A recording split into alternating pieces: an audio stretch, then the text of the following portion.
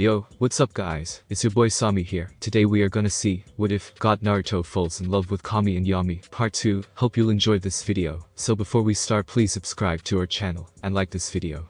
So let's get into the video. A rift opened in time and space, and two figures floated out, one holding the other in a loving embrace. As their eyes began to adjust to the bright light they noticed that they were on a small island with a tree in the middle. On it was the number 41 written in white letters. It was connected by bridges to many others just like it, all with different numbers written on it. Currently they appear to be at the dock. Naruto held Yami tighter as she settled comfortably in his arms. He flew away from the archipelago at massive spreads, and as soon as it was just barely visible at the horizon, he stopped and floated still for a bit. Quickly he summoned a Talon battleship, opening the upper hull, revealing a copy of his palace, along with many things such as an onsen, mixed gender, a 5-star restaurant and hotel. The servants' quarters, just a way smaller version of his palace, a huge vault filled with treasure of the highest grade, and all you could ever need. He then summoned all of his servants from Earth, restocked his kitchen with all the foods he would need, and refurbished his palace, which he was able to do rather quickly, since he had already made the decision of what to place where. He also created a new addition, a hot tub in his private quarters, one he would put to use with Yami soon enough. Landing on his new ship he told it to slowly move closer to the island, so that he would have another 6 hours before they arrived, and he entered his private quarters with Yami. So Yami-chan, I'm going to go in the hot tub for a while, you wanna join me? He smiled mischievously at her, causing her to blush, although inside she was smiling that Naruto wanted to have another moment. Alright Naruto. After changing into their swimwear they were soon relaxing in the hot water.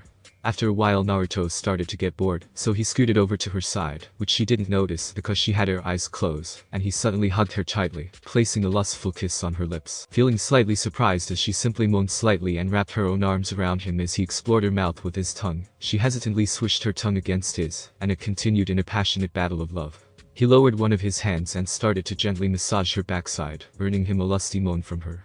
She traced one of her hands over his chest and abs. After a while the kiss ended, and she laid her head on his chest with a content sight at having gotten more attention from her Naruto. Naruto simply chuckled and pulled her in his lap, having her lay back with her head in the crook of his neck. While he whispered lovingly in her ear, "You're truly amazing Yami-chan, being able to be so comfortable around me after what you've been through shows that you have a strong spirit." She blushed, and laid soft kiss on his mouth in thanks, before squealing as he tickled her slightly, before once again relishing in the soft embrace that he held her in. Later, after their arrival on the island, Yami left Naruto again, giving him some time to himself. Naruto jumped to his ship, ordering it to close its glass top and sink beneath the surface, before walking through the city until he entered a small bar called Shaki's Rip-Off Bar. Raising one eyebrow at the name of the place, he unsummoned his cloak and shirt, thinking it was better to make a badass entrance than to have to kill everyone that so much as looks at him wrong before stepping in, coming upon a scene that had a talking reindeer with a hat eating cotton candy. Suddenly he heard a small rustle and turned to see a girl with green hair and brown eyes looking at him with a blush on her face. Somehow he felt something strange about her. He walked right up to her, to the confusion of the straw hats, and he spoke for the first time since entering. "There's something different about you." All the straw hats, Kami and Hakken tensed, but then he poked her right in the forehead, instantly gaining all the information he was looking for getting. "Also you're a mermaid, aren't you?" She could only nod, her eyes wide open in fear. She didn't think that Luffy would be able to save her from this man.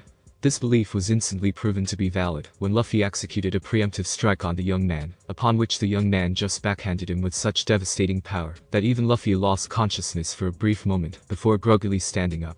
"Ma, you can relax, I'm not going to take her from you. Is she your slave?" Their faces darkened before Luffy shouted, "Of course she's not our slave. She's our friend." Naruto's face brightened, before a charming smile appeared on his face as he ruffled Kami's hair, gaining him a blush as she pushed her head into his hand. "Good, then I won't have to kill you all. Can't have you abusing this sweet girl, now can I?" Their faces turned confused, while Kami just blushed and looked happy. Hakken let out a breath he didn't know he was holding. He sat down at their table and ordered a whiskey. Before noticing that both Shaki and Kami were staring at him with a blush, he snapped his fingers, summoning his shirt and cloak, making everyone's eyes widen to the size of dinner plates, while Luffy went on a rant of how awesome that was, joined by Chopper, who were both asking him excitedly how he did that, being the only ones who completely forgot that he threatened them all with death if Kami was their slave, something she herself had not forgotten. Naruto decided he liked them. They were weird, yes, but nice. Naruto decided to change the subject. "So you guys pirates?" "Yeah we are, why are you a marine?" "I hold no lines, I do whatever I wish, so what are you doing here?" "We're looking for an old man so that he can coat our ship." And, why do you need that? So that we can sail underwater to Fishman Island. Naruto thought for a moment, before seeming to decide on something. Let us go find the rest of your crew. You do not need a coating. I will have you ride on my ship. It can travel underwater. I'll even take your ship with me. Luffy and his crew were severely shocked, moments before this blonde was threatening them, and shortly after he was offering them a ride, so they wouldn't need to have their ship coated. The moment of shock lasted several seconds, before Luffy and Chopper's eyes turned into stars. And they began on a rant of how nice he was, causing everyone to sweat drop. Hakken however wasn't as easily convinced. Now wait 1 minute pretty boy, you just threatened to kill us all if Kami was our slave, why are you suddenly offering them a ride? Naruto glanced at Hakken with a slightly darker expression on his face. 3 things. First, don't disrespect me. I will not stand for insults from any being lower than myself, and that includes humans and you. Second, I just have a great dislike for rapists and slavers. You aren't any of the two, so I have no reason to dislike you. Third, I am oh so bored, and I have a feeling that this will entertain me. Now come Mr. Pirate, lead me to your crew. Naruto unsummoned his shirt and cloak, deciding that he didn't really need them at the moment, and they set off to find Nami, Robin, Zoro, and the ship where the rest was present. It took them about 3 hours to find the first 3, and they were walking through the streets as 3 weird guys with helmets on their faces were walking towards them, while everyone around them was bowing their heads down. Hakken pushed the heads of the Straw Hats down before yelling at Naruto to bow down. Naruto however ignored him and remained standing tall, giving the guys with the helmets a look that screamed, "Don't fuck with me, I can kill you in the time it takes you to blink." They ignored that however, and screamed at Naruto while aiming his gun at him, firing again and again, repeatedly hitting the blonde boy in the head, although he was holding his gaze, while ignoring the insignificant wounds inflicted on him.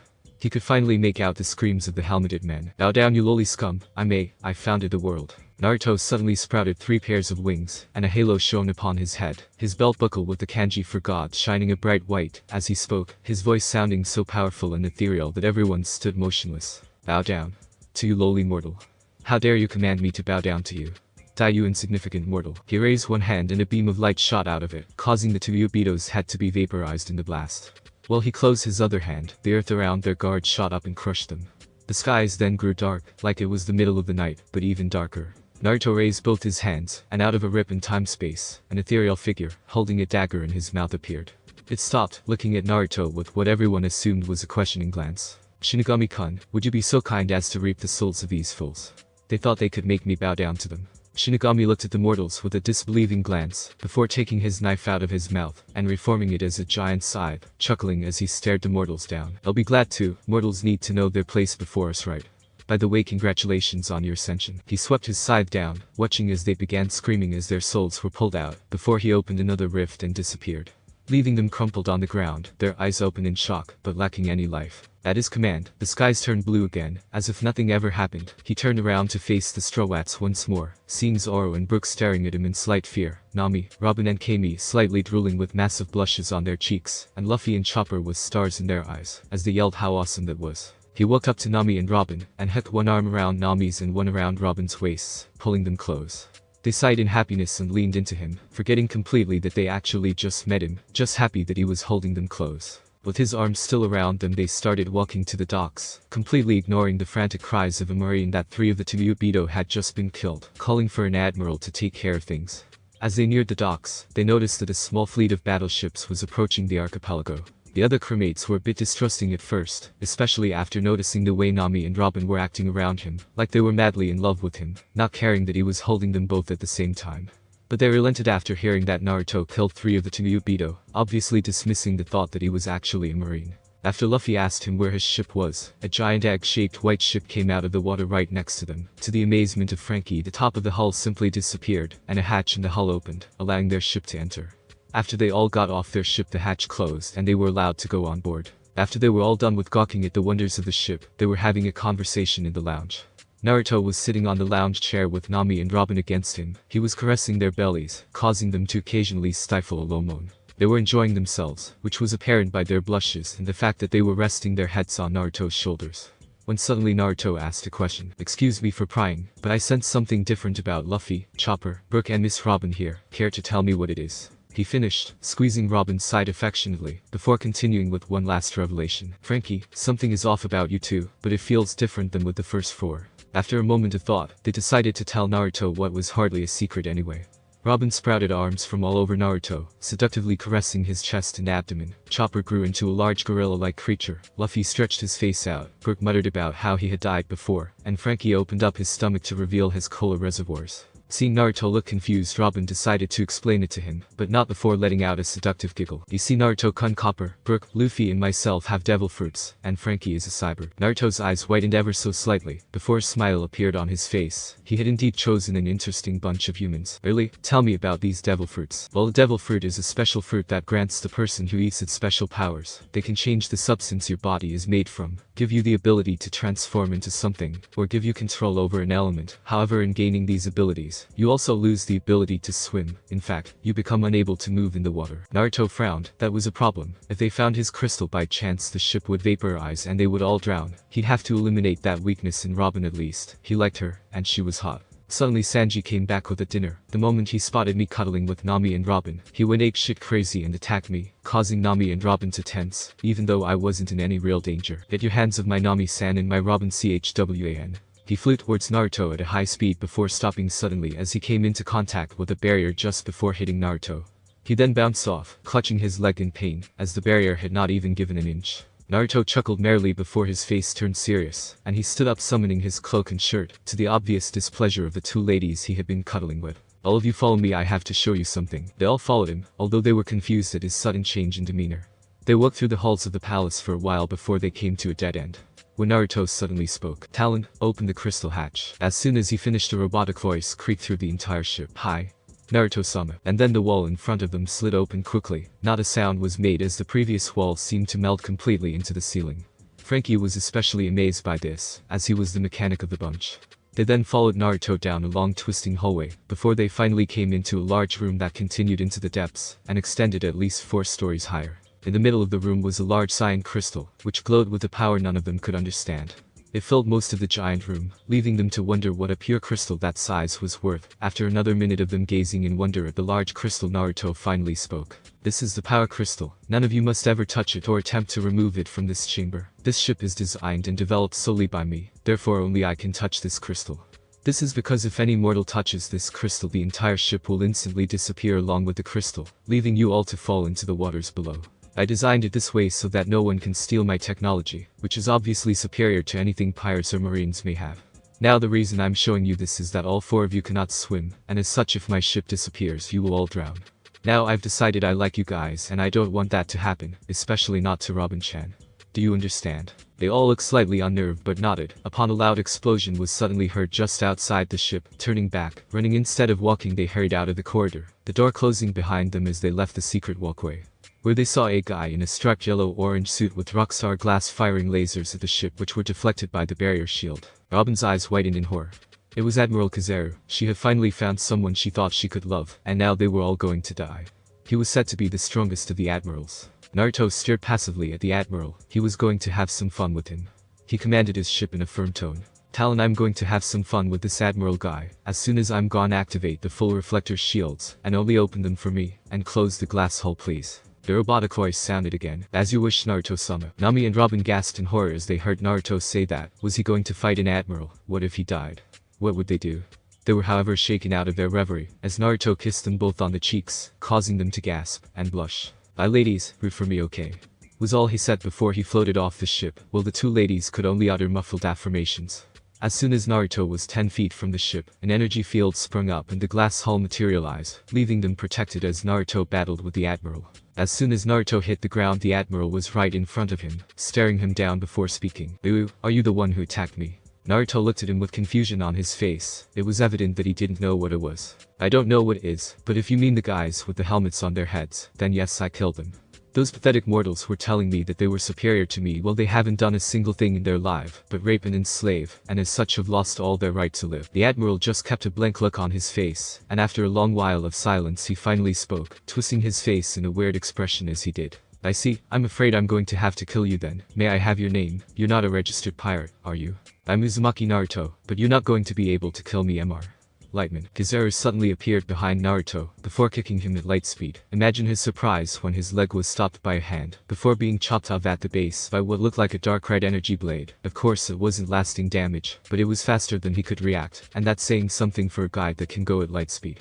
Kizaru quickly reformed his leg from light particles, but was once again surprised as Naruto held up his hand, and a red thunderbolt flew out of it, nearly hitting as the thunderbolt moves as fast as light. Naruto then summoned a jetpack in his hat. Looking cool while fighting is essential. He used his vastly enhanced jetpack to be at Kizaru's side in less than a second, before chopping him in half with an energy blade. Which looked quite cool, but otherwise it didn't really do anything, since Kizaru could just reform his body, although that took a little time. Kizaru then quickly appeared behind Naruto, before shooting a laser at him, which he ducked under and gave Kizaru an elbow to the gut. Kizaru didn't expect that, and it actually hurt a bit before his body dissolved into light, reappearing a little away from Naruto. He then lifted one leg to unleash his leg laser beam of death, but he never finished as Naruto gestured with one arm towards him, and instantly from thin air in front of Naruto, over 40 black tendrils with arrowheads appeared and shot towards Kizaru, impaling him in several different places, including heart, brain, lungs and every other major veins, as well as piercing all the major joints at once, which once again proved to be useless as it only served to stop Kizaru from attacking. Kizaru suddenly reappeared behind Naruto, and finally managed to land a kick on the young god, feeling even more shocked as his kick simply went through the young man's head, so shocked that he forgot to activate his powers, when the blonde backhanded him savagely across the face, sending him flying into a building 100 feet away. The Strowats couldn't believe their eyes. Not only was this blonde battling evenly with an admiral, he's doing it without receiving any damaging blows, just stopping his attacks like they were attacks from a little boy before landing his own strikes. But what was even more surprising was his combat efficiency. He didn't just strike his enemy in a random spot that he could reach. Every attack would be at the very least a debilitating blow and in any other case instantly lethal. If his opponent didn't have a Logia-type devil fruit, the Admiral would have been dead after the first strike. The Admiral, however, was not one to be crossed lightly either. His frightening attack speed and his very destructive blows would grind any lesser opponent to dust in mere seconds. His evasion was nothing to be mocked as he literally dissolved every time anything hit him. Naruto tensed as he felt the Admiral approach at incredible speeds. He was right, this fight would be fun after all. He hadn't had a challenge in ages. Kizaru appeared in front of Naruto again, this time lifting his finger and firing several lasers, which were avoided before Naruto landed a palm strike to his heart infused with the influence the light particles, and as a result it took longer for Kizaru to reform, and even though no damage was apparent, Kizaru had a pained expression on his face. Naruto figured that he corrupted the light, and therefore it had to be cleansed before Kizaru could reform, which apparently hurt. He grinned maliciously, which sent shivers up Kizaru's spine, before he darted off at a high speed, slamming his fist into Kizaru, who immediately dissolved into light. But right at that moment he released a huge blast of, completely corrupting the light particles, and making Kizaru go through a large amount of pain when he finally reformed. His reforming actually took 30 seconds this time, and he looked really confused and in pain at the same time. Naruto almost wanted to laugh at his expression, but decided not to, since anger might make the fight less fun for him. Darting forward he immediately went for a clothesline, but he was evaded and got hit by Kizaru in the back of the neck. The strike would have beheaded him, but Naruto made it pass through him without inflicting any damage. Naruto then turned around and decided to mess with Kizaru's head, so he held up one finger and started firing laser beams at the Admiral. It worked like a charm, because as soon as he did, Kizaru froze in place. It was not shocking enough to keep him from dissolving into light wherever the beams hit, but he didn't move at all, and he had a shocked expression on his face. Naruto committed it to his memory, so he could make a picture of it later. Kizaru could not believe it. How could this young man copy his powers? Now that he thought about it, the kid had been doing a lot of weird things. He could shoot lightning bolts, stop his light speed kick with one hand, form a blade in midair, create black arrow thingies. He could even cause him pain when he reformed. Nobody had ever been able to do that. And now he just copies his laser beams. If the guy lived through the fight, he'd really have to talk to Sengoku about this one. Tell me, boy, why are you a pirate? You don't look like such a bad guy. Naruto stopped firing laser beams and snapped his fingers, causing his hat, shirt and cloak to appear, shocking the Marine Admiral once again. All those powers and more. Damn, the kid was quite unbeatable as it was, but now it didn't seem like he had a chance. I'm not a pirate, Mr. Lightman. Then why are you helping those pirates escape from the government? Well, two reasons actually. One, they're my kind of people. They're against rape and slavery. They don't kill people without reason, and they seem to have honor. They're decent people if you get past the childhood dream of becoming king of the pirates their captain has. They are part of the admittedly small number of decent humans alive. I don't want to have them get killed just because you people see anyone calling themselves pirates evil. The world is not black and white. Almost anything is a shade of gray. The second reason is the two girls in the crew. They're smoking hot. They're into me. I'm into them. I haven't had any for 2 weeks. Well, yeah. Kizaru had to admit, the boy had a point. Well, the first point anyway. But as a man he couldn't really disagree with the second reason either. They were quite attractive. But nonetheless, no matter how much sense this boy's belief is, he was still a Marine, and he still had a job to do.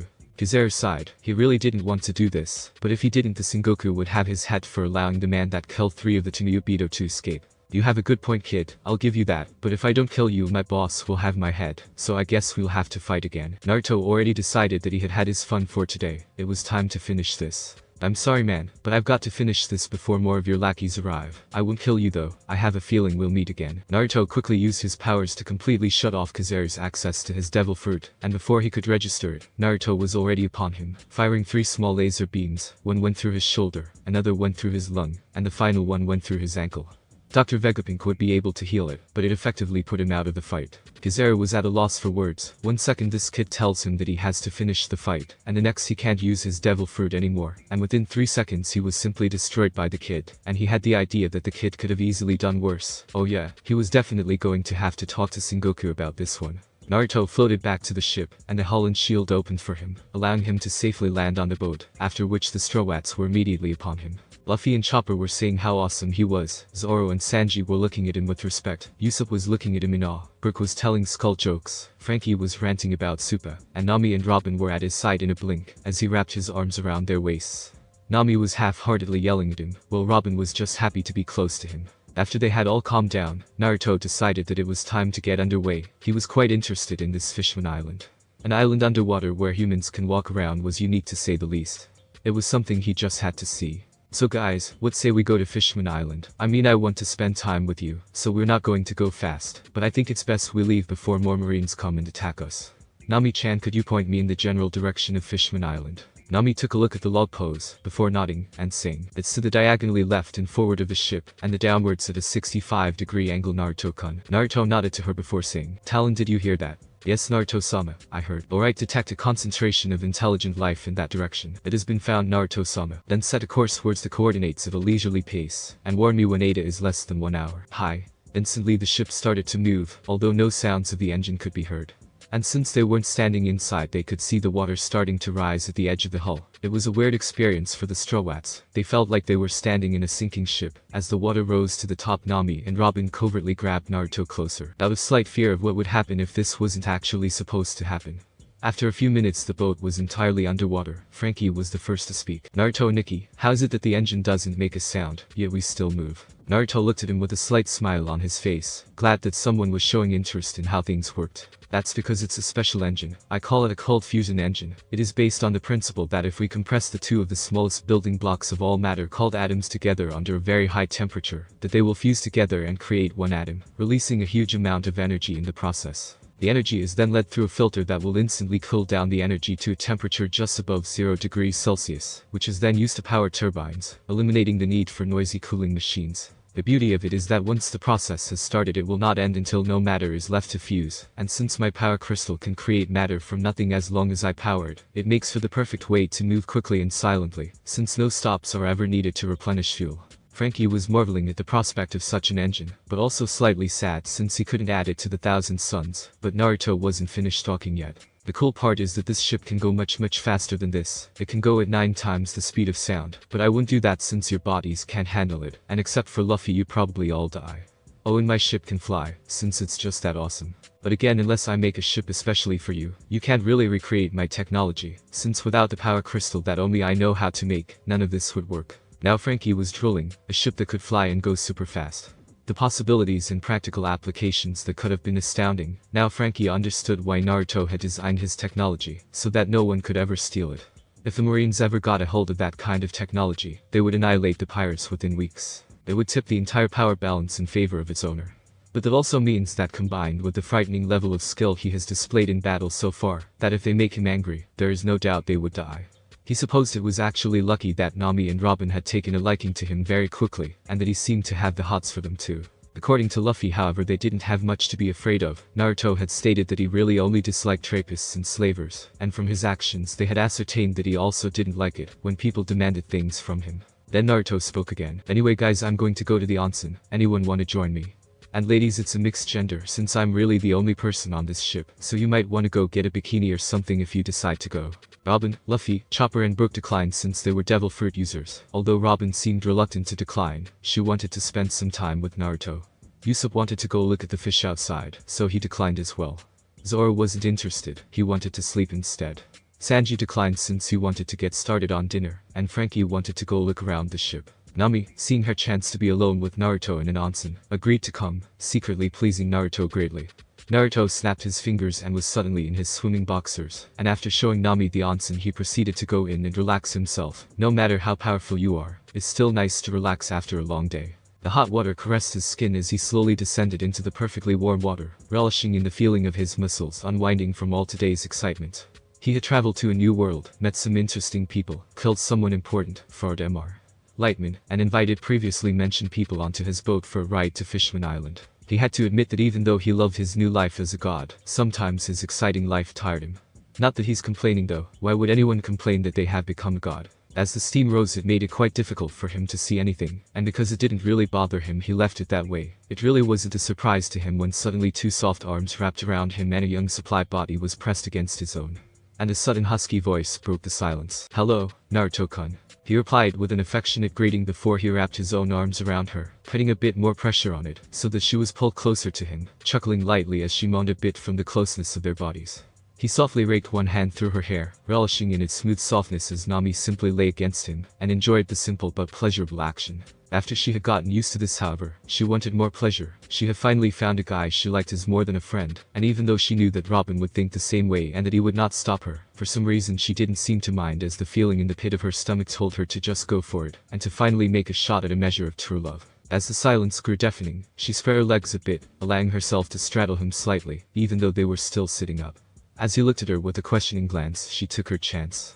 She neared her face to his, and then she placed a light, but passionate kiss on his lips. Her mind was running at 1,000 miles an hour, as the touch from his lips seemed akin to that of pure electricity. The pleasure of such electricity was making her feel all weak, even when the kiss itself was akin to a peck on the lips. Naruto then reacted, tilting his head to deepen the kiss, and as she gasped from the increase in pleasure, he slipped his tongue into her mouth, while using one hand on the back of her head to pull her closer, and the other to slowly but firmly massage her ass. The reaction he got was immediate as she let out a loud moan into his mouth. Large surges of electricity were racking her nerve system, as she had never had such a passionate kiss before, the warmth from the onsen, making it impossible for her body to release its added heat, causing her to feel all hot inside. Her tongue darted around his in a dance of passion. She brought one of her hands up to his face weakly, as her body was too focused on receiving more pleasure to actually think. After a while of passionate kissing they broke away, Nami sitting peacefully in Naruto's lap, both just relaxing in the steaming water of the onsen. Suddenly, Naruto broke the silence. "Nami-chan, if you could wish for any one thing, what would you wish for?" Nami put her finger on her chin in thought, and after a while she finally spoke, her face having turned a bit sad from unpleasant memories. "If I could wish for anything, it would be that my mother, Belmere-san, would be alive again." Naruto closed his eyes in concentration, and after a short time he finally managed to contact her through a telepathic connection. "Kami-chan, do you have a person named Belmere under your wing? I wish to bring her back." It was silent for a while, but after about a minute he finally got a response. "Yes, I do, Naruto-kun, but I can allow you to take her to the world of the living. She made a pact with me to serve me in death. If her daughter's lives were guaranteed to not end untimely, I can allow you to borrow her for an hour though." "Thanks, Kami-chan." Naruto looked at Nami who was giving him a questioning look at his long silence, before he told her. "Well, Nami-chan, I'm sorry, but I can bring your mother back to life. I can allow you to meet her for an hour though." Nami's eyes widened in disbelief and hope. How could he possibly do that? Her face turned slightly teary as she answered, "Really, Naruto-kun?" "Yes." And after he spoke that word his eyes closed in concentration, the air becoming heavy with a divine power as he concentrated on calling forth Belmere's soul. In a sudden flash of light a body materialized, complete with bikini as it fell into the onsen. About 10 seconds later it popped out of the water, revealing the happy face of Belmere. Nami's face instantly cleared up as she saw that he actually did it. In tears she hugged her late mother tightly, which was happily returned. She could just hear Naruto say in a soft voice, "Belmere, Nami-chan, you've got 1 hour before Belmere needs to return to Kami. Enjoy your time, I'll leave you two alone." Naruto left the onsen with a smile on his face, changing with a snap of his fingers. He walked through the bright hallways of his palace towards Robin's room. Knocking on the door softly, he was surprised when Robin opened the door in a white nightgown that clung to her body, showing off her sensual curves. She had a book in one hand, that was dropped as soon as she saw who it was at her door this evening. A heavy blush decorating her face, highlighting her slim cheeks quite nicely. "Naruto-kun, what are you doing here? How is the onsen?" Naruto just smiled a heartbreaker smile, making her stomach flutter as her face became flushed. "Robin-chan, the onsen was quite nice actually. You know, I knew that nobody but Nami and me would go to the onsen." Robin's face grew sad, and a single tear escaped from her eyes, no matter how much she tried to hold it back. Didn't he want her just as much as he wanted Nami? Maybe he decided that he didn't really like her silent demeanor, and thus chose to abandon her altogether, even though she would have been content with sharing. She finally spoke, her tone betraying her sadness as her voice wavered slightly from unshut tears. Then why? Why Naruto-kun? Why would you propose it if you knew I couldn't come? Did you decide that you didn't want me? Did you decide you desired only Nami and not me? Why? He smiled lovingly at her, making her sad like this was a terrible feeling for him, but she would only be happier if she realized what she thought was wrong. So he just kept his warm smile on his face as he responded to her once more. I wanted some alone time. Just as she was about to slam the door shut and burst out in tears, he stepped closer to her, closing the door behind him as he wrapped his arms around her tightly, before bringing his mouth to her ear and whispering softly into it. With both of you. Robin-chan, could you really be so foolish that you could even think that I would not desire you? I actually feel a bit offended that you would think that I could be so blind as to not even notice you. I simply gave Nami a gift that I'm sure she would enjoy better if we left her completely alone. She'll be really happy tomorrow, you'll see. And I hope that if you allow me, that you'll be happy tomorrow as well. Robin's sad frown instantly turned into a grin at his words. She felt as if a 1,000-pound weight had just been lifted from her shoulders. She sighed contentedly as she leaned into his embrace, his intoxicating warmth spreading freely through her body, filling her every fiber, and sending her into a happy daze. Just happy that he desired her, and just happy to be there in his arms. She was pulled roughly out of her reverie when he lifted her up, gently laying her upon her bed, before he lay down next to her, never once releasing her from his arms. He then pulled her closer, and planted his lips on hers, sending a huge shock of electricity through her, causing her to let out a delighted moan which was muffled by his mouth. He slipped his tongue into her mouth, and for the second time that night, he ensued in an epic battle of love, which eventually left Robin drooling and unable to think clearly as it ended. And before long, Naruto asked her the same question he asked Nami. Robin-chan, if you could wish for any one thing, what would it be? Robin didn't even have to think, she just looked him straight in the eye, fighting against her need to kiss him again, struggling to answer his question normally. Naruto-kun, I want to learn about the blank century, the time of which no history is known, that is my dream. Naruto was silent for a good long while, contemplating on what to do. He could of course let her see the blank century, but then he would be taking her dream away. After the excitement of knowing everything had waned, what would she do with the rest of her life? He finally decided that he would wait a while before deciding if he would fulfill her dream for her, and spoke to her. I'm sorry Robin-chan, but I will not grant you that wish. I cannot just accomplish your dream for you here and now. I am much too afraid that you would lose your sense of purpose, and after the excitement wears off, that you would be unhappy. I will however grant you a gift. Something unique in this world. She was slightly sad, but he did raise a good point. On second thought, she didn't really want someone to just hand her the answer. Maybe if she really couldn't figure it out, but not know what she would do afterwards. She couldn't really think of anything solid to do with her life after she had accomplished her dream. But she wondered what she was going to get. And just like any other girl, she would instantly turn giddy. And what is that, Naruto-kun? He smiled at her, happy that she took it well. He really didn't want her to be sad, but he just didn't want to make her insanely happy for a week, if it ruins the rest of her life. I'm going to remove the weakness of your devil fruit. I'm going to give you the chance to swim again, then we could go to the onsen together. And you will always have the element of surprise, since no one will suspect that you can swim. She couldn't believe he could do that, but suddenly she got a weird bubbly feeling inside of her, and in a flash she was in a tank with water up to her neck. She panicked, thinking she was going to drown, but she could actually stand. She couldn't believe it, he had actually done it. He had successfully removed the weakness of the devil fruit, without even having to do a single scientific test. She was truly amazed, and thankful to him for what he had done for her, the one person the whole world hated. After she was out of the tank and dried off, she just smiled at him and kissed him deeply, hoping that the kiss would somehow convey how thankful she felt right now. After he was done cuddling with Robin, he sneaked into Zoro's room, setting a trap for him, making sure that he was awakened rather rudely, before he sneaked out of his room. Closing the door softly behind him, he walked through the halls towards his master bedroom. Lying down under the sheets, he relished in the softness of the bed as he slowly drifted off to sleep. As Zoro woke up in the morning, he found something tickling his face. With an annoyed look on his face, his eyes still closed, he lifted up his hand to grab it. It seemed to be some kind of rope dangling in his face. He quickly pulled it away when he heard something move, and suddenly, splash! Zoro was entirely soaked and vowed to find the one person that was responsible for this blasphemy.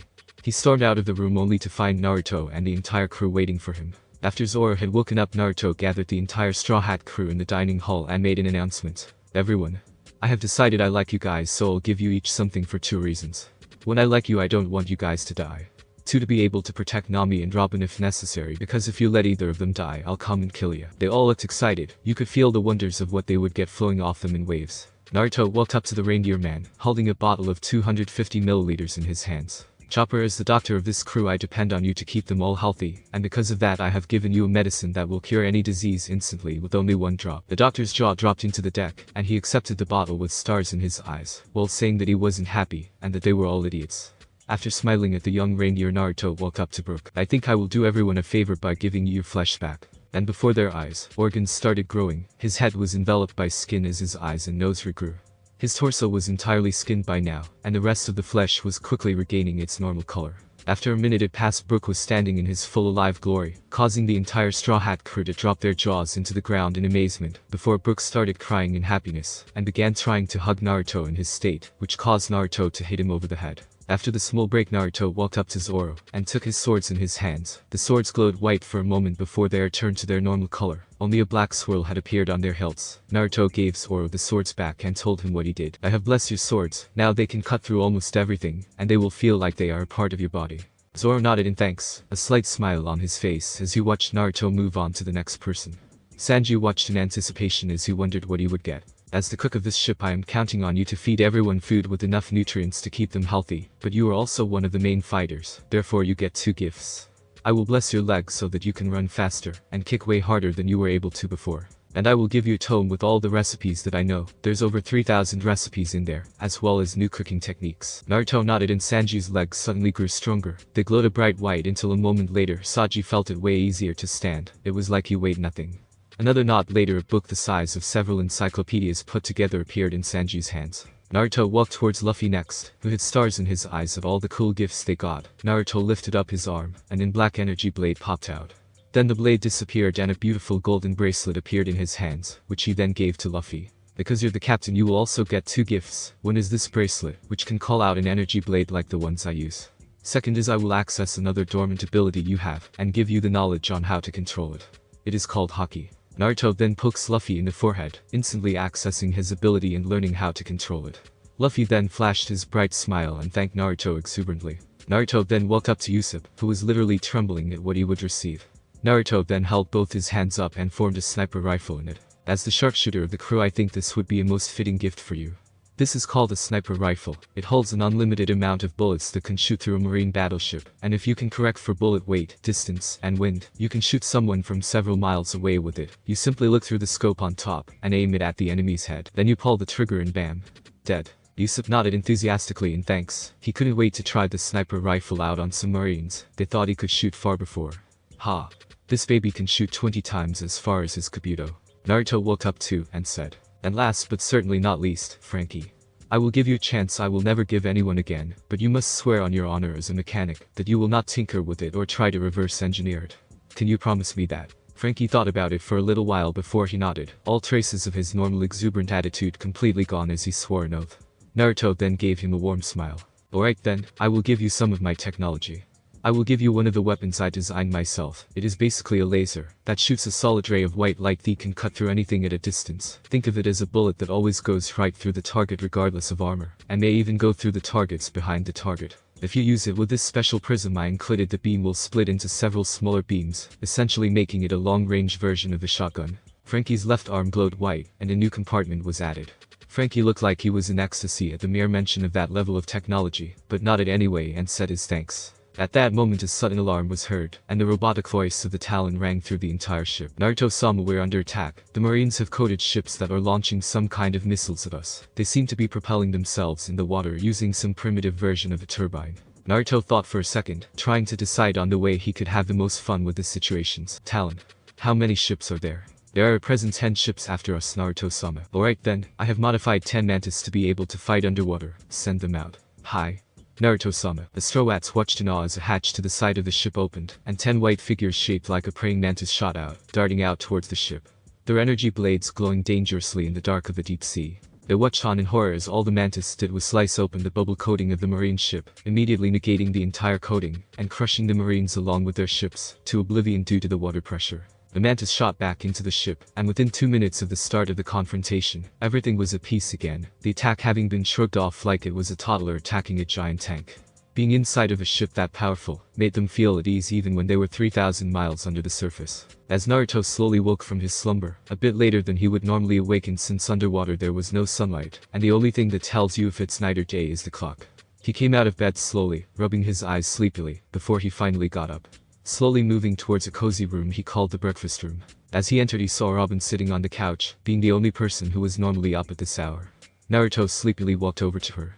And she only just noticed him before he laid down on the couch, his head ending up on her lap, to which she smiled. He snuggled deeper into her lap, savoring the gentle warmth and softness of her thighs, murmuring sleepy sounds as she caressed his scalp with her hands, making Naruto purr. He could feel himself drifting off to sleep, but before he went he put one of his hands under her legs, and hugged her stomach with the other, giving her a more comfortable position, as well as giving himself the added warmth of her stomach as well.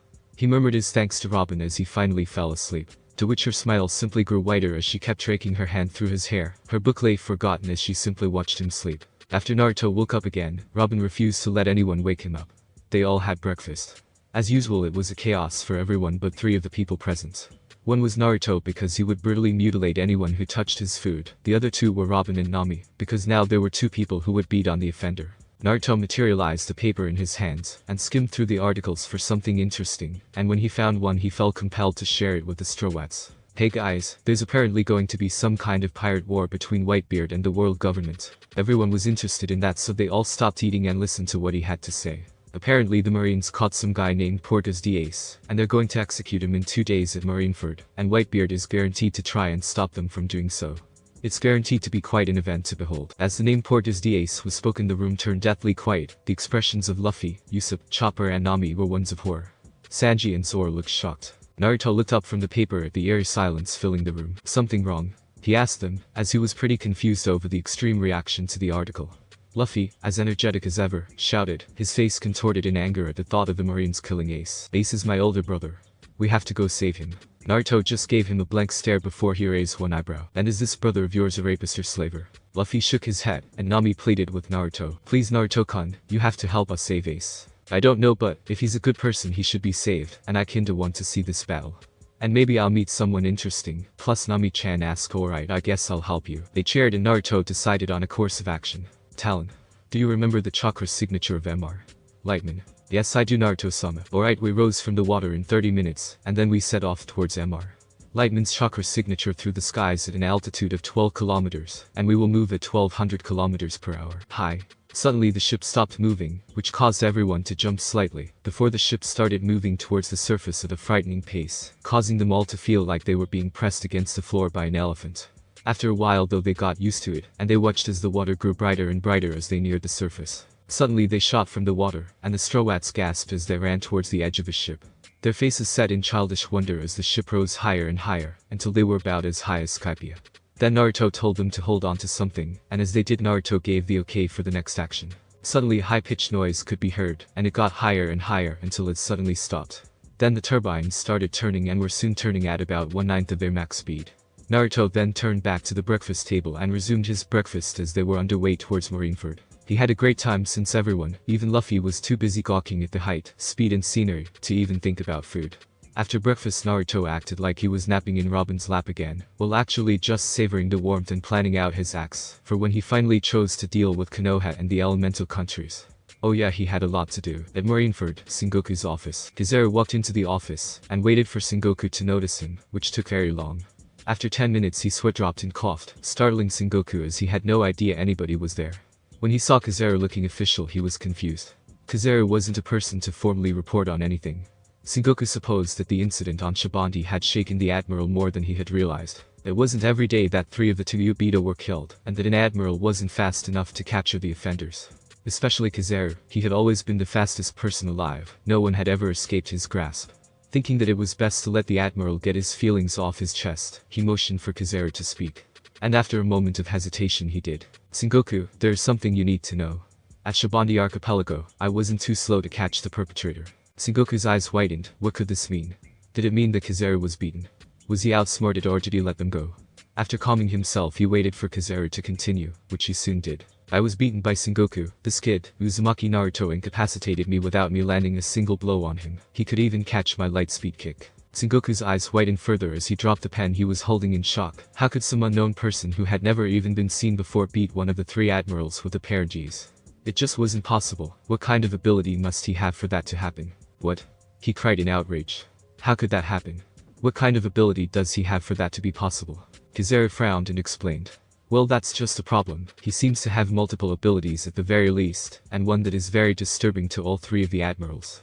Just from what I've seen, he can move extremely fast, hit extremely hard, form energy blades, shoot thunder from his hands, shoot black tendrils that pierce flesh easily, and, now here it gets disturbing, he fired lasers from his hands, and a moment later, he somehow made me unable to use my ability at all. Sengoku stood up, his face contorted in an expression of outrage, before yelling at the top of his voice. What? How the hell is that possible?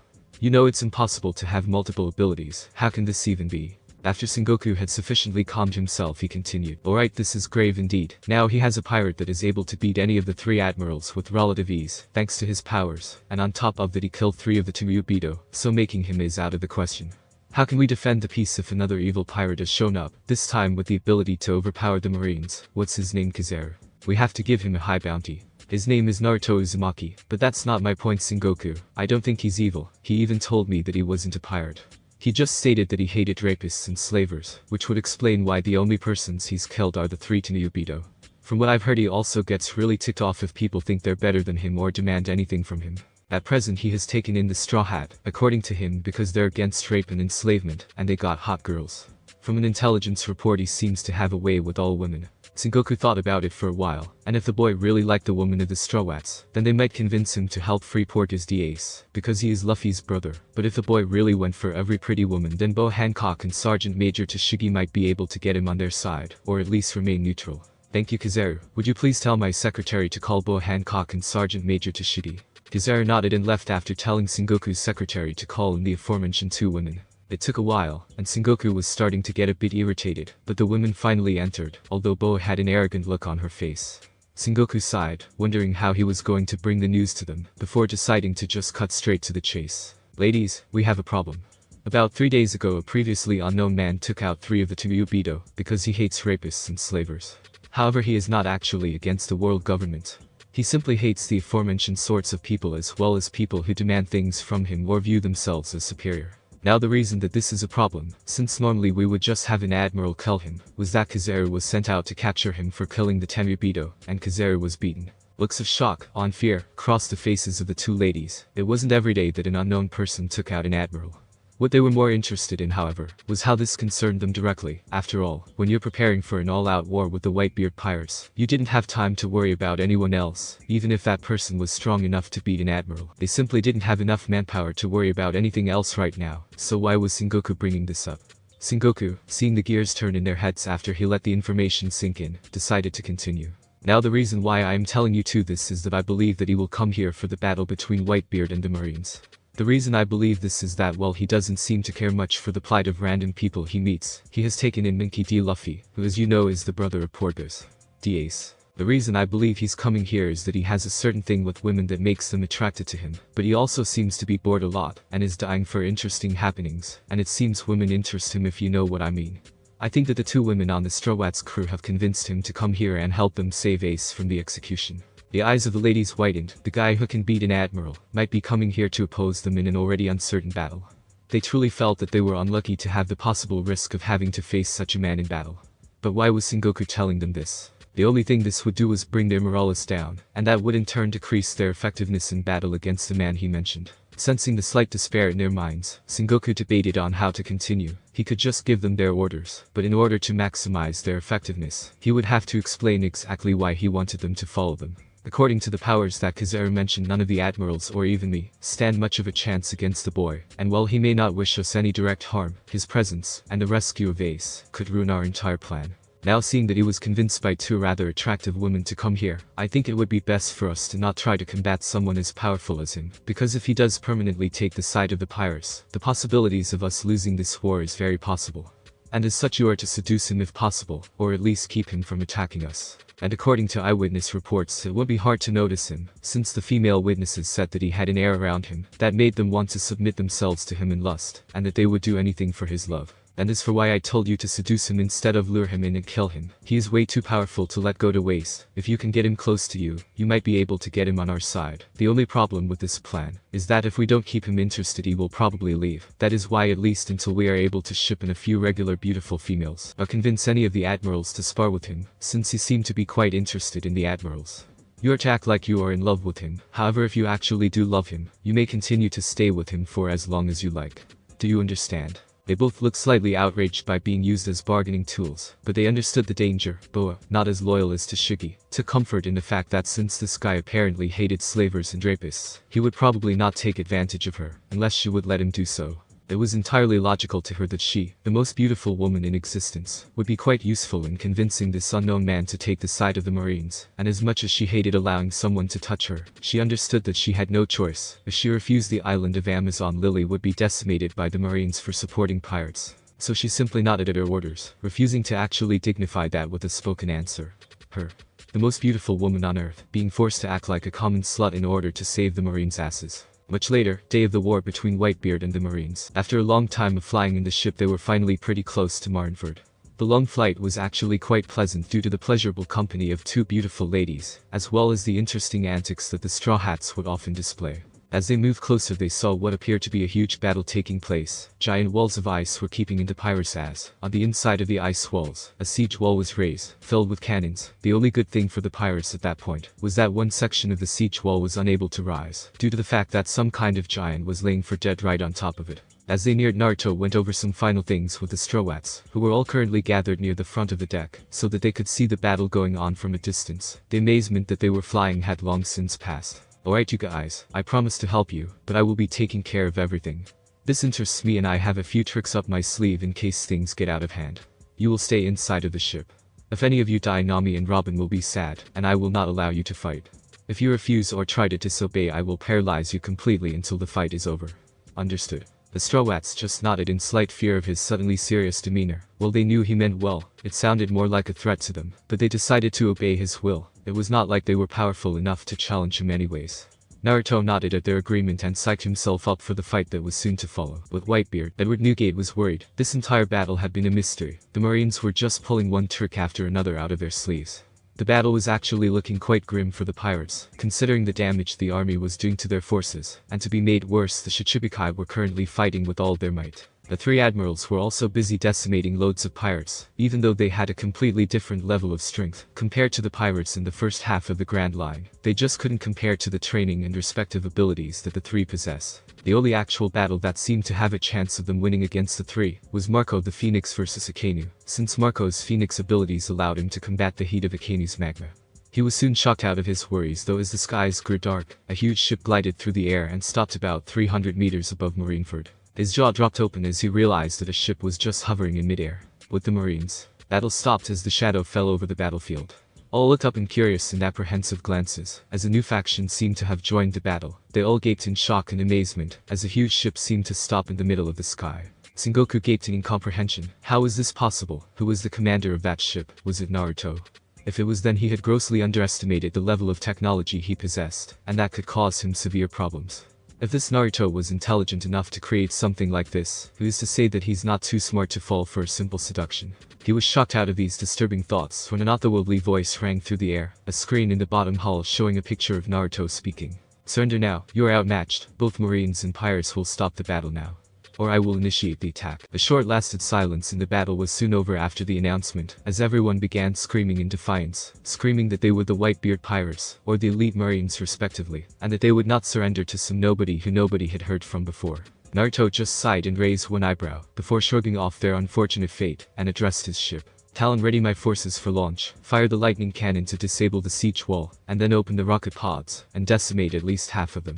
A metallic affirmative was heard before a segment at the bottom of the ship began to glow an eerie blue, before a hatch opened, revealing a fully charged energy beam. For a moment everyone could feel the weird sparkly feeling of the charge being fired at the wall, and suddenly a humongous bolt of lightning shot out and hit the siege wall head-on. The immense heat melted the wall like it was an ice sculpture.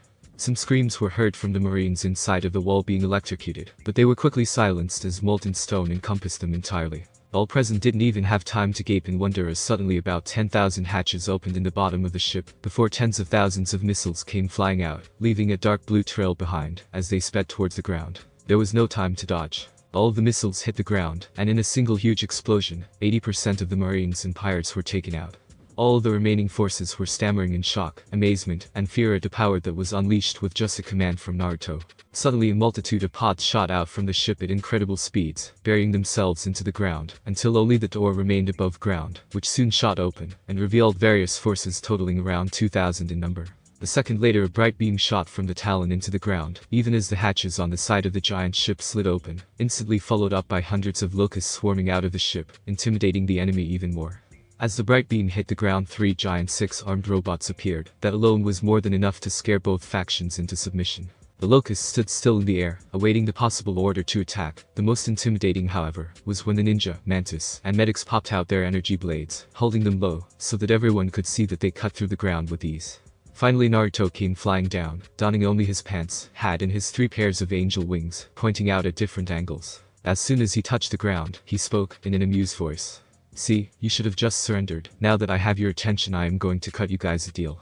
Personally, I don't give a shit about your battle for justice or whatever. I am merely a person who loves interesting things, and this battle interests me, so I will allow you to continue in a minute. However, I am here to save Ace, since it was a request from a certain orange-haired lady on the crew of Monkey D. Luffy.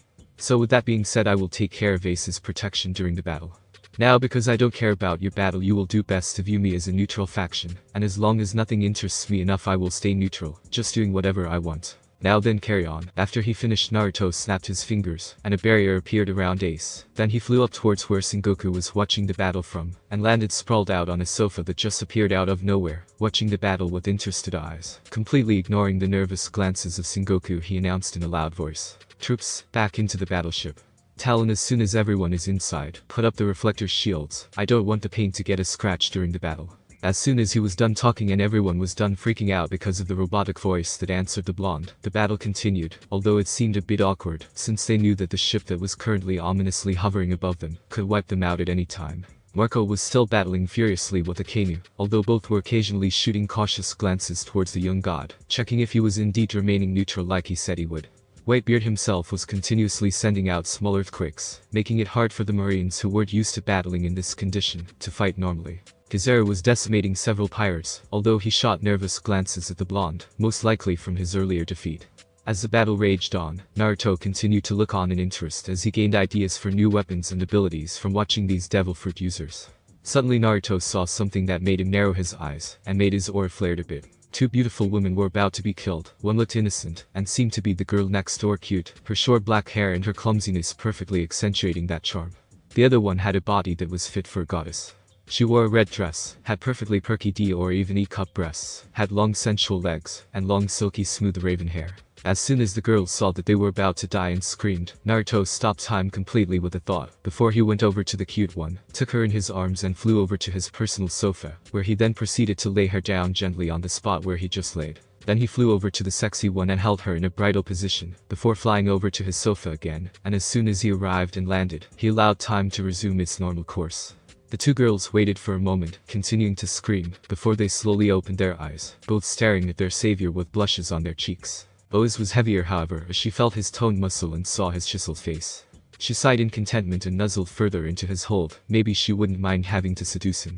But what if he saw she was originally a slave? Would he reject her? Would he use her like many tried before him? Or would he possibly accept her? Then she remembered that Sengoku had told her that this man hated slavers and rapists, and her heart grew warm. Was there finally a man worthy of her? Tashigi couldn't believe it. Had this supposedly evil guy just saved her life? Even more surprising, she couldn't see any lust in his eyes, which was normally seen in people who would demand payback for their services. Even though she had sworn to vanquish all evil, she didn't think that she could kill him, even if he gave her the chance. The aura he gave off inspired awe, and his pheromones turned her on. She couldn't tear her eyes away from the person she was supposed to seduce, and she couldn't help but feel lucky that this was her orders. Otherwise, she would get punished severely for flirting with pirates. The battle raged on, but it seemed like the pirates were slowly losing the war. Even though Akainu and Akiji were held up fighting a single enemy, Kizaru was picking up the slack and was downing pirates left and right. He was limiting himself to using pinpoint strikes instead of his usual speed of widespread destruction, to make sure he didn't severely injure or kill any of his comrades. The real problem for the pirates, though, was the army of pacifists that had shown up. They were amazingly resistant to damages, and their repeated blasts of laser beams were devastating. A major turn in the battle was that Whitebeard was critically wounded, resulting in his ability only working at half its usual power. On the other hand, the Marines were crippled by the loss of their siege wall, which was their ace in the hole, should the pirates be too powerful. Eventually the pirates called for a retreat, and the entire fleet left under covering fire from Marco, the only one who could fly after them if he was left behind. Naruto couldn't let them leave without a present however, so he levitated Ace and flew him towards the retreating ships with superb speeds. He didn't miss the outraged cries of Sengoku that they failed to execute Ace for his crimes, but eventually Sengoku calmed down and looked towards Naruto, who was still standing as he was an hour ago, holding a happy boa in a bridal position, and when he gathered the courage he asked him the question, "What are you going to do now, Amar?" Uzumaki. Naruto glanced at Sengoku with a contemplative expression on his face, wondering indeed what he would do now. On one hand he still had to get the Straw Hats to the other side of the red line, but on the other hand, he really wanted to stay with these two new ladies. After a while of thought he decided that he would do both. He would first get the Straw Hats over the red line, and then he would come back here and stay with the newcomers. It would allow him some time to have his fun with the women on the Straw Hats crew, as well as give him the opportunity to get something interesting to do. Well, Mr. Sengoku, I believe that I will first get Straw Hat Luffy to the other side of the red line. After that I think I'm going to go to Mariejois for some negotiations. I advise you and the two ladies I just saved to make sure to be there when I do. More importantly, if I were you I'd inform your Holy Land not to do anything hostile to me if they see me, because I'm going to be flying the Straw Hats over the red line. If anyone fires at my ship, I'll make sure that this place will look like a children's fight. Now then I'll take my leave. Naruto set Boa down gently, to her chagrin, and started levitating slowly towards his ship, when suddenly he was stopped by a loud shout of "Wait!" Turning around slowly to see who said that he saw Boa with a pleading look in her eyes, her hands clasped together as if she was begging for something. "Please take me with you, Naruto-kun." Sengoku looked at her with a gaping jaw. Was the Pirate Empress asking a man to take her with him on his journey? It just wasn't possible. Naruto just nodded and floated down for just a moment. He then held her tightly in his arms while floating up again, which caused a soft moan to escape her lips, and her blush to rise exponentially. As they neared the ship a rift opened up in the barrier, and they flew into the ship, leaving all the surviving Marines gaping in awe as the ship slowly turned around, before accelerating at a frightening pace, allowing them to look at the ship only for 30 more seconds before it had disappeared out of sight. In the ship, after laying Boa down on an unused bed she immediately fell asleep, tired from the day's fighting, and the emotional battle that she had to fight with herself to get this far. Naruto stared at her fondly for a while, before he turned and left the room, leaving her to sleep in peace, as he went to look for the Straw Hats. As soon as he turned the corner he was glommed on by two concerned women, who then proceeded to hug him, and yell at him respectively. After 5 minutes he was finally let up by the two, and looked straight into the happy face of Luffy, who was exuberantly thanking him for saving his brother. It was nothing, besides I got to meet 2 more people who caught my interest. Now for business people, our previous plan of going to Fishman Island is cancelled. Instead we're going to fly over the red line. I wish to see the Holy Land before I visit it. And speaking of that, I won't be staying with you much longer. Now that I have experienced this world from the side of the pirates, I wish to know what it will be like to live on the other side. So I'll get you to the other side of the red line, and then I'll be off. The Straw Hats looked a little disappointed, and Nami and Robin looked very sad that their Naruto was leaving them. But as pirates who go on adventures all the time, they could understand what it was like to want to experience new things regularly. They would just have to make the most of the time they had together. They both thought in unison, an evil gleam shining brightly in their eyes, one that Naruto recognized all too well, and he was secretly grinning on the inside. That gleam usually came before massive amounts of fun. That evening, Robin's room. Robin was reading a book, quietly sitting on her bed in her nightgown, as she was thoroughly planning out a way to get Naruto to take her.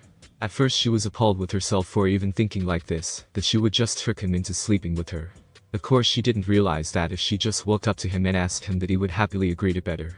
After all, women tend to think upon things too deeply. Suddenly she felt nervous as she heard a soft knock on her door.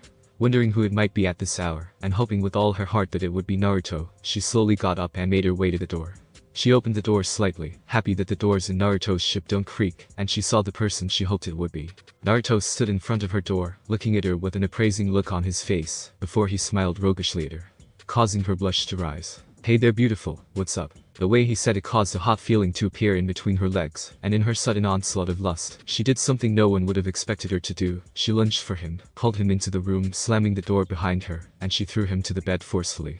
She then walked up to the bed and straddled him at the waist. She looked him in the eyes with a lustful smile, before she leaned down on him and kissed him with a fierce passion, grinding her hips into his as she did so. She moaned into his mouth at the feeling of friction. Not caring that her recent actions made her seem like a total slut, he happily obliged, putting his hands on her hips and kissing her back with equal fervor. In a frenzy of lust she ripped off his clothes, and at the sight she lost her last bit of restraint. She ripped her own clothes off and jumped him, grinding her core directly against his member. Not caring what kind of slut she seemed like to him, as she was lost in her own lust. Before she even knew it, she was thrown to the bed before he entered her. His face latched onto her bountiful bosom, causing her to let out a delicious moan at the sudden rush of pleasure. The pace increased and grew rougher as time went on until they hit a small slice of heaven as they came together. Thanks for watching my video. Leave a like if you enjoyed my video, and also do consider subscribing to my channel for more awesome content. See you next time. Till then, sayonara.